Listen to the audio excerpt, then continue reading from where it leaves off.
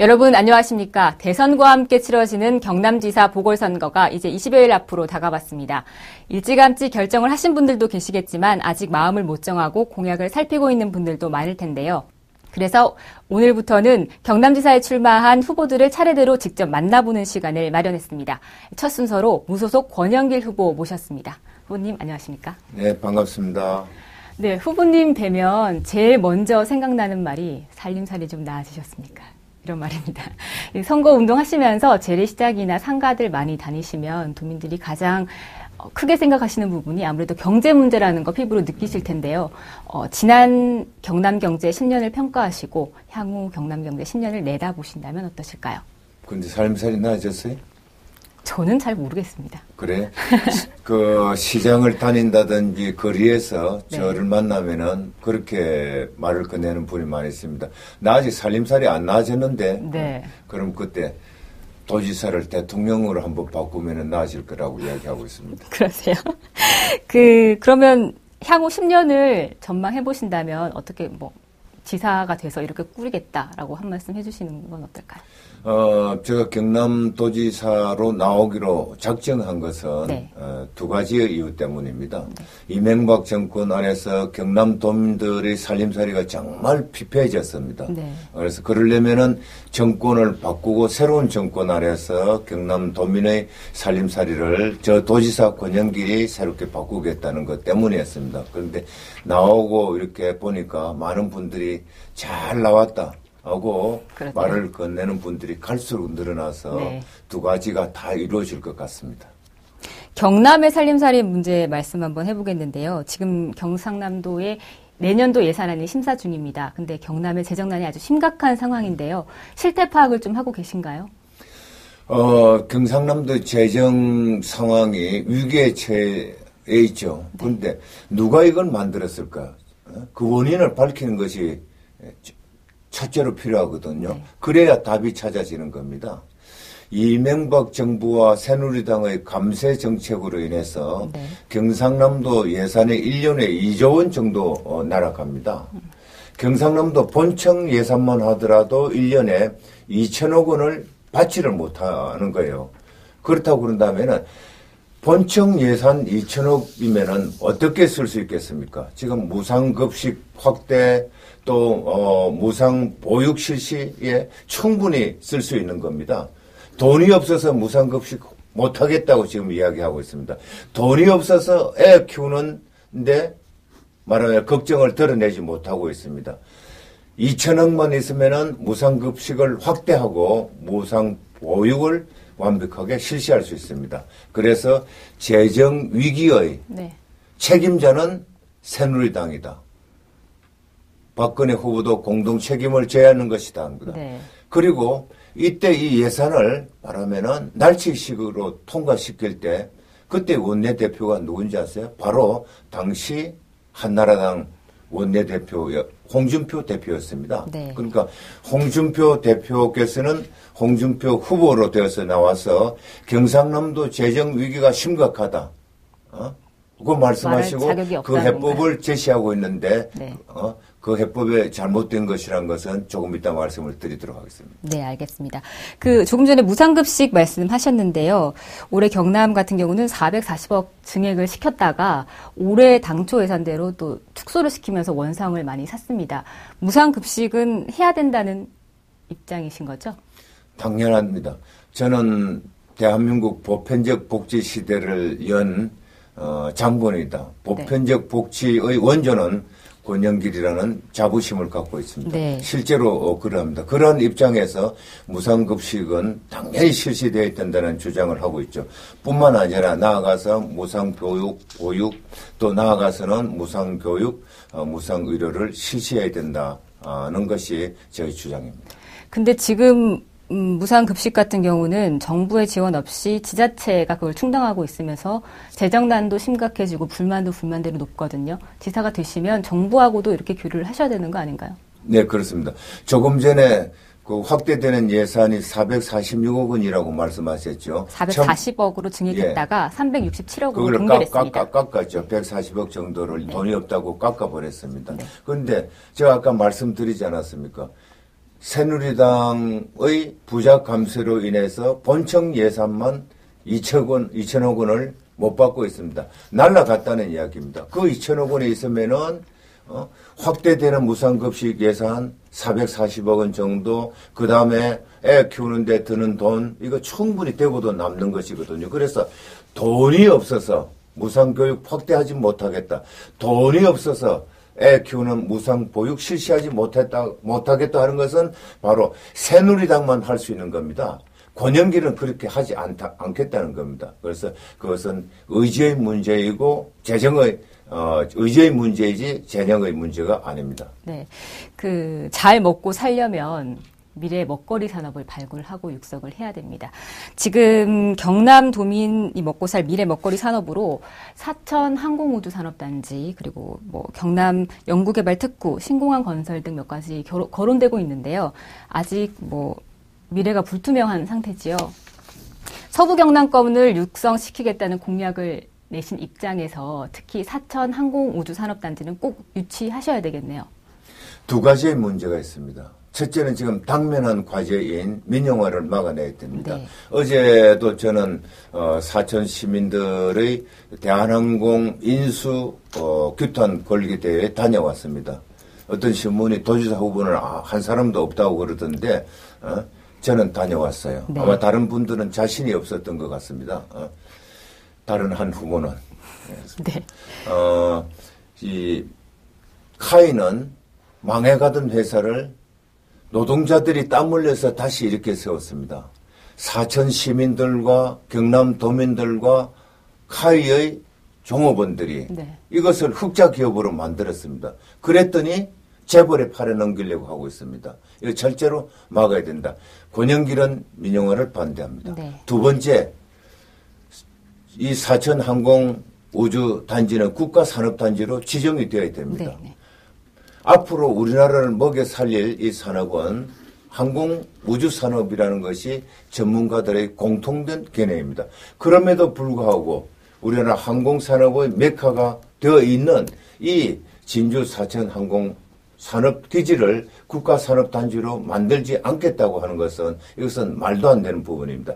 제가 도지사가 된다고 한다면은 바로 국민들에게 호소하고 중앙정부에 호소해서 반드시 진주 사천 항공 산업우주 단지를 국가산업단지로 만들어내도록 하겠습니다. 그런데 국가산단 지정이 필요하다는 부분은 다른 후보도 공감을 하고 있는 부분이고, 이 자리에서 차별화를 하시려면 구체적인 유지 전략이 있으시면 말씀해 주시면 유권자들한테 조금 더 선택에 결정하는데 도움이 되지 않을까요? 제가 출마 선언할 때 네. 경남 도민들께 새로 탄생하는 정부가 빚을 지도록 만들어 주십시오 하는 그런 말씀을 드렸습니다. 저는 정권 교체가 이루어질 것으로 보고 있습니다. 문재인 정권이 탄생하게 될 겁니다. 문재인 후보가 대선 공식운동 첫날 경남에 와서 창원에서 문재인과 권영길은 러닝메이트라고 이렇게 말씀을 하셨습니다. 나아가서 문재인의 경남 발전을 위한 대선 공약이 권영길의 공약이라고 이야기했습니다. 제일 먼저 뭘 내세우고 있습니까? 바로 진주 사천 항공산업우주 공업단지를 국가산단으로 인정하겠다, 지정하겠다는 걸 말씀드립니다. 권영길을 도지사로 만들어주는 것이 바로 국가산단 지정의 첫걸음이라는 말씀을 드립니다. 네, 문재인 대선 후보하고 러닝메이트다 이런 말씀 하셨는데요. 부산과 지금 경남이 갈등을 빚고 있는 게 몇 가지가 있습니다. 그 중에 하나가 연구개발특구 지정인데 지난달 정부가 부산 쪽으로 지정을 해버렸습니다.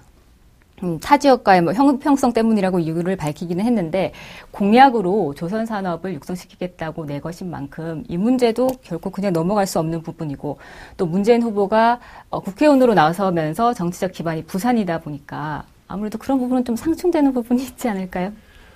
그렇지 않을 겁니다. 선거 때 나오면은 이것은 나쁜 의미에서 말씀드리는 것이 아니라 네. 표가 앞에 왔다 갔다 하거든요. 표 날아가는 게 제일 가슴에 아프게 다가옵니다. 네. 그런데 그런 부분에 가서 어느 편에 서겠습니까? 그리고 문재인 후보는 그렇게 하는 분이 아닙니다. 저는 문재인 후보를 30여 년간 이렇게 쭉 잘 알고, 네. 그리고 지켜보는 사람입니다. 정도를 걸어가는 분이고, 원칙을 지키는 분입니다. 너무 원칙을 지켜서 이렇게 가끔은 손해를 보는 분이죠. 그 부분에 대해서는 정말로 객관적이고 네. 엄정하게 처리를 할 겁니다. 그런 믿음이 좀 보답으로 돌아왔으면 좋겠습니다. 예, 객관적이고 엄정하게 처리를 한다는 것은 바로 경남 쪽에 그것이 떨어질 가져온다는 것이라는 거죠. 이야기입니다. 예. 예. 후보님께서도 신공항 건설의 필요성에 대해서는 공감을 하고 계시죠? 네, 그렇습니다. 그런데 부산시와의 갈등을 당연히 해결하고 가야 되는 부분입니다. 이 해법을 마련하셨습니까? 지난번 실패의 이 원인을 찾아야 됩니다. 네. 이명박 정부가 참 나빴어요. 왜냐하면 백지화를 해버렸죠. 지역 주민들 싸움 붙였습니다. 처음부터 분명하게 원칙 제시했으면은 네. 싸움 붙이지 않았습니다. 부산 시민들과 경남도민들과 함께 나아가서 경북도민들도 네, 그렇죠. 함께 했었죠. 네. 이거 싸움 붙여가지고 워낙 이게 수습할 수 없는 국면이 되다 보니까 그냥 이렇게 무산되었습니다. 그렇죠. 지금이라도 뭐냐면은 가장 객관적이고 엄정하고 정확한 그런 조사를 한다고 그런다면은 해결이 될 겁니다. 네. 거듭 말씀드리지만은 많은 전문가들이 그렇게 되면은 경남에 유치가 될 것이라는 이야기를 하고 있습니다. 하시는군요. 계속 지역 갈등 말씀을 드리게 되는데 남강댐물을 부산 식수원으로 공급하는 문제를 놓고 또 갈등을 빚었었어요. 근데 홍 후보 같은 경우는 뭐 경남의 물린심이 야박하다 뭐 이런 말씀 때문에 도민들로부터 또 문매를 맞기도 하셨는데 후보님께서는 어떻게 생각하세요? 남강댐 물을 부산에 줘야 되는 건가요? 홍준표 후보가 그때는 그 경남도지사가 될 것을 생각지도 안 했던 것 같아요. 네. 실제로 그랬을 겁니다.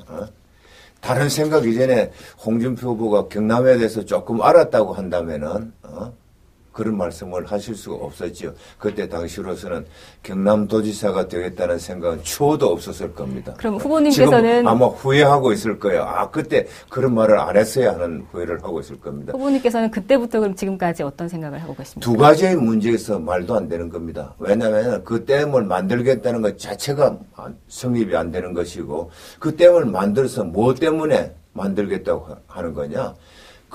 저기 지리산에 있는 맑은 물을 댐에 가둬서 그걸 부산 시민들에게 주겠다는 겁니다. 네. 그럼 경남도민은 뭐죠? 그 이상 제가 말씀드리지 않겠습니다. 있을 수도 없는 것이고요. 네, 네. 홍준표 후보께 아마 다음 이렇게 이 자리에 오신다면은 물어보면은 아마 말끝을 흐릴 겁니다. 한번 질문을 드려보겠습니다. 그 재정난 문제에서 조금 이야기를 더 해보면 지금 대형 사업들 때문에 재정난이 더 가중되는 부분이 없지 않아 있습니다. 거가대교 한번 타보셨는지 모르겠는데요. 그 보전 금액으로 지난해 464억 원이 나갔고 올해만 500억 원이 나갔습니다. 그야말로 돈 먹는 하마인데요. 이거 지금 그 혈세 낭비되는 거 막기 위해서 재구조화 논의되고 있고 공사비 재산정돼야 된다는 논의되고 있습니다. 알고 계십니까? 제가 이곳에 오기 전에 오늘 경남도청에서 거가대교, 마창대교 문제에 관한 기자회견을 하고 왔습니다. 그렇습니까? 네. 거가대교 통행료 반값으로 낮춰야 된다. 네. 거가대교, 마창대교는 한마디로 이야기하면은 사기극이었습니다. 저 이야기가 아니고 네. 경실련이 검찰에 고발하면서 조세포탈, 직무유기, 공무집행 허위 집행, 온갖 하여튼 그것을 다 해서 고발을 했습니다. 네. 제가 도지사가 된다고 한다면 첫째로 다시 종합감사를 실시할 겁니다. 이미 감사원이 감사를 해서 네, 했었죠. 현재의 통행료를 3,000원을 낮춰야 된다고 지적을 했습니다. 네, 이행을 하지 않는 것이죠. 네. 마창대교 문제도 마찬가지였습니다. 그래서 공사를 할 때 부당이득을 취했다. 부정한 방법으로 공사를 했다. 이거 밝혀내겠다는 것이고 네. 그다음 운영 주체인 MRG라고 하는 것, 최소 수익 이익 보장제도 네. 이거 바꿔내야 될 겁니다. 그래서 저는 종래에는 이것을 거창대교, 마창대교를 경남도민의 품으로 돌려드리겠다. 운영 주체를 바꿔낼 겁니다. 인수해서 그 다음에 재정적인 문제는 도민들의 펀드로 해결하겠습니다. 잘 알겠습니다. 이상으로 공통 질문은 마치고요. 이제 후보님께만 드리는 개별 질문을 드리겠습니다. 지난 26일이었지요. 민주통합당 공민배 후보가 사퇴를 하면서 단일 후보로 결정이 되셨습니다. 그런데 홍준표 후보보다는 출발이 좀 많이 늦으신 감이 없지 않는데요. 왜 이렇게 출발이 늦으신 건가요? 저는 20여 년 진보 정치의 길을 걸어왔습니다. 2000년에 민주노동당이 창당되었습니다. 저 영혼과도 같은 민주노동당이었습니다. 그 민주노동당이 나눠졌습니다. 2008년에 민주노동당과 진보신당으로 되었습니다. 이 둘을 통합시키는 것이 저의 가장 중요한 과제였습니다. 진보 대통합이 되면은 새로운 진보 정당에서 어떤 당직도 공직도 맡지 않겠다고 했습니다. 그 작업을 해오는 과정에서 도지사 후보 출마를 권유받았습니다. 정권 교체의 승부처가 경남이다. 그런데 도지사 후보가 누구냐에 따라서 이게 좌우가 된다. 권영길이 도지사로 나와서 정권 교체의 선봉장이 되어달라는 요구였습니다. 2달여 고민하다가 결단을 내렸습니다. 도지사 출마하자. 그래서 정말로 권영길 이제 마지막으로 경남 도민을 위해서 한번 봉사해보자 하는 것이었습니다. 그래서 저는 정권 교체의 선봉장 역할도 하고 마지막 공직으로 네. 도지사로서 마감을 하려고 합니다. 일하는 도지사가 되어보고 싶습니다. 그런데 정치를 하셨지만 흔히들 국민들이 하는 말이 정치인 말 믿을 거 못 된다고 번복하는 사례가 너무 많기 때문에. 근데 어떻게 보면 후보님도 정계를 은퇴하겠다라는 말씀을 하시고 번복하신 게 된 거잖아요. 정계를 은퇴하겠다고 이야기를 하지 않았습니다. 그럼 어떻게 말씀하십니까? 진보 대통합을 위해서 백의종군하겠다. 어떠한 공직도 네. 내가 그러니까 당대표 안 한다. 안 하시고? 나 국회의원직은 나 대신에 후배들이 해라. 공직도 안 맡겠다. 그러나 진보 정치 활동은 더 왕성하게 하겠다. 그것이 말하면 새로운 진보 당을 만들어내는 것이다. 그런데 어느 누가 갑자기 은퇴했다고 그러는데 아니죠. 은퇴하면은 어떻게 진보 정당을 만듭니까? 네. 그러면 말씀을 조금 다르게 여쭤보면 그 앞에 김두관 지사 같은 경우는 무소속으로 지사직에 당선이 됐다가 입당하지 않겠다는 약속을 저버리고 민주통합당에 들어가셨습니다. 근데 후보님께서도 혹시 무소속으로 계시다가 당선이 되고 나면 단일화를 도와준 그 민주통합당에 들어가시는 게 아니냐 이런 말씀을 하시는 분들도 있거든요. 물론 기자회견에서는 그러지 않겠다고 말씀을 하셨어요. 어떻게 하실 건가요? 민주통합당 공민배 후보가 통큰 양보를 해서 단일 후보가 되었습니다. 네. 선거 운동도 함께 해야 되죠. 그렇죠.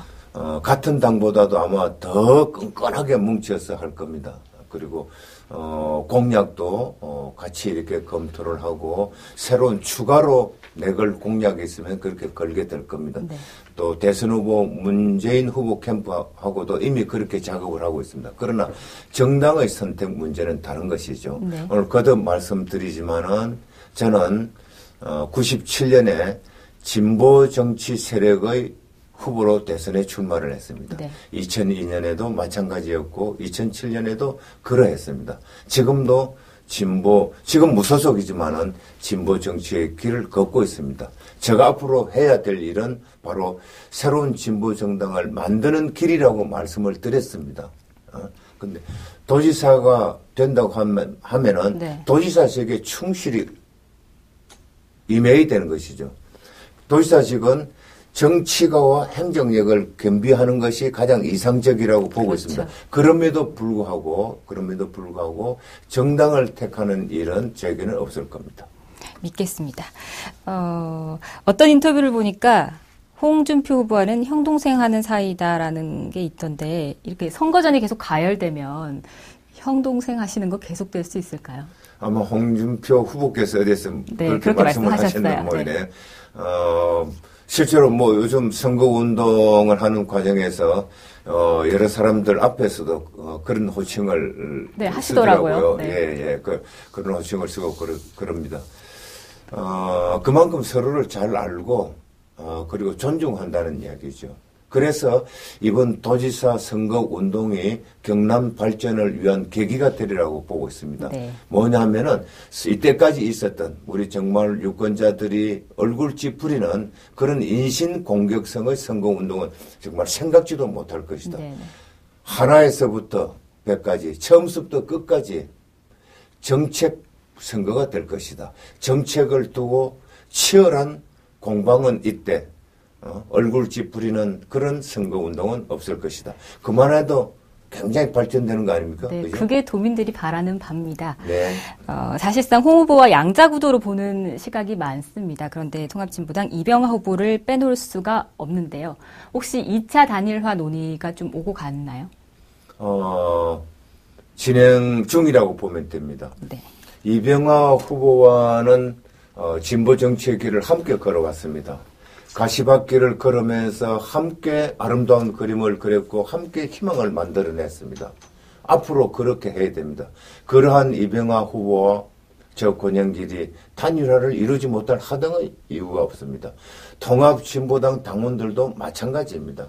통합진보당 당원들이 아마 더 갈망을 하고 있을 겁니다. 어쩌다가 권영길과 이병하가 이렇게 대립적으로 되었을까 하는 겁니다.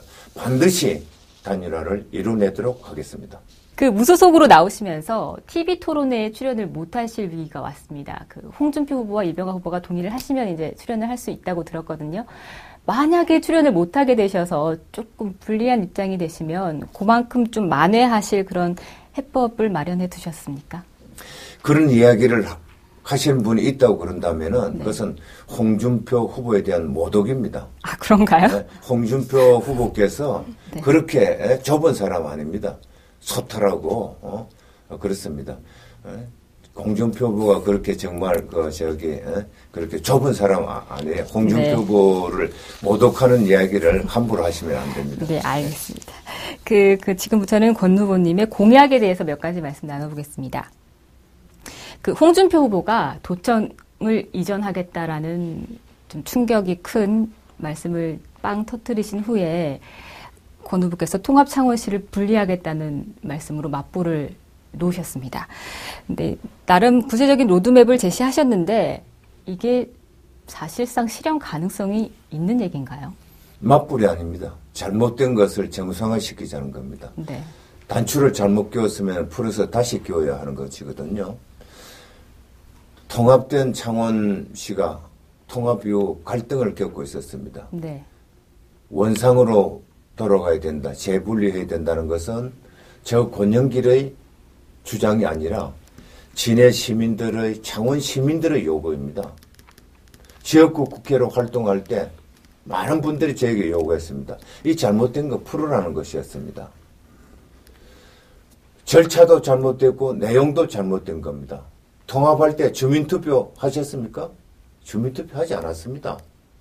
주민투표를 통해서 통합이 이루어져야 되는데도 불구하고 생략했다고 한다면 잘못된 겁니다. 저는 재분리, 즉 원상 회복하는 것 주민들께 묻겠다는 겁니다. 주민들께서, 진해 시민들께서, 창원 시민들께서, 마산 시민들께서 이거 잘못된 것이다. 다시 원상으로 돌아가자고 결의하고 그것을 저에게 만약에 저에게 요구한다고 그런다면은 저는 도지사로서 국회에서 법을 통해서 그것을 원상으로 돌리겠다는 겁니다. 그래서 이것은 과정도 잘못됐고 그리고 내용도 잘못됐다는 겁니다.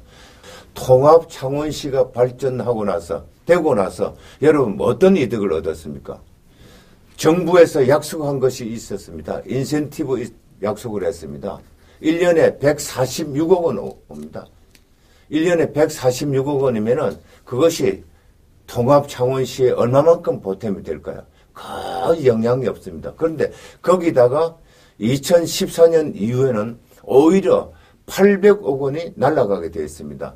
진해시가 있고 마산시가 있고 창원시가 있으면은 교부세가 오는 것이 800원이 되는데 하나의 시로 되었기 때문에 800억 원이 날아가게 된다는 겁니다.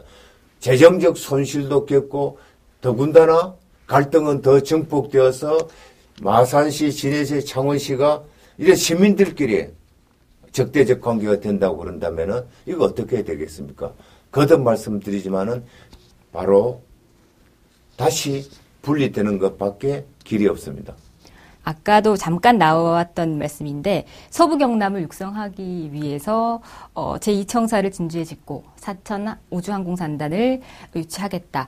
2030년까지 100만 도시로 키우겠다라고 공약을 내거셨습니다. 그런데 2030년이면 20년도 채 남지 않았고 그런데 그 시간 동안 인구든 규모든 2배 이상으로 키운다는 게 사실상 좀 어려운 얘기 아닌가. 핑크빛 미래만 이렇게 제시하신 건 아닐까. 혹시 구체적인 계획이 있으시면 좀 설명을 해주시면 좋겠습니다. 우리나라 경제 구조가 지금 종단 구조로 이렇게 되어 있습니다. 서울에서 경영하고 중부권에서 연구하고 경남에서만 이 산업 기지로 운영한다는 그런 이야기입니다. 그래서 동에서 서해까지 경단 구조, 경제 구조로 만들자는 것이 저의 주장입니다. 그 중심에 진주 사천권이 들어 있습니다. 진주 사천을 포함해서 미래지향적 주거산업돈지, 허브도시로 만들자는 겁니다. 하나의 새로 100만 규모의 새로운 도시를 만들자는 것이 아니라 기존의 진주 사천을 합해서 100만의 도시로 만들자는 것이거든요. 네. 진주 핵심 도시에는 LH공사가 오고 있습니다. LH공사가 온다는 것은 우리나라에 새로운 주거 산업 도시가 진주가 된다는 것을 말해주고 있습니다. 이 속에서 진주 경남도청의 제2청사가 들어가게 되는 겁니다. 홍준표 후보께서는 제2청사만 말씀을 하셨는데 네. 저는 그것을 뛰어넘는 미래지향형 신도시가 되고 그 속에 자연스럽게 제2청사가 자리 잡게 될 것이라는 걸 말씀드립니다. 네, 마지막으로 못하신 말씀이나 도민들께 당부하고 싶은 말씀이 있으면 시간을 드리겠습니다. 경남 도민 여러분, 경상남도 도지사뿐만 아니라 우리나라 광역의 지사는 서울에 가서 예산 많이 떠도고 중앙정부의 정책적 지원을 받는 것이 주 임무처럼 되어 있습니다. 도지사는 물론 행정형 도지사가 요구된다고 이야기를 하고 있습니다. 그런데 현재에 있어서는 정치형 지사와 행정형 지사가 결합되는 것이 가장 이상형의 도지사로 되어 있습니다. 누가 그 적임자가 되겠습니까? 저는 감히 저 권영길이 가장 적임자라는 자부심을 갖고 있습니다. 8년의 국회의원 지내면서 중앙정치에서 완전히 토대를 구축했습니다. 또 경남에 있어서는 현재 새누리당 의원이 절대 다수입니다. 한 명의 의원 빼고 전부 새누리당 의원입니다. 그 의원이 제가 도지사가 되었다고 하더라도 지역 발전을 위해서 경남 발전을 위해서 예산 증액하자고 그러는데 중앙정부에서 국회에서 정액하자고 그러는데 힘을 합치지 않겠습니까? 당연히 합할 겁니다. 그 다음 현재 민주통합당 그리고 진보정당들 누구의 편을 들겠습니까? 바로 권영길과 함께 할 겁니다. 권영길을 도지사로 만들면은 행복한 경남, 살림살이 나아지는 경남을 만들 수 있습니다. 권영길에게 일할 수 있는 기회를 주십시오. 감사합니다. 네, 후보님 오늘 말씀 고맙습니다. 끝까지 선의 경쟁 펼치시길 바랍니다. 고맙습니다. 감사합니다. 지금까지 권영길 후보 모시고 말씀 나눠봤습니다. 고맙습니다.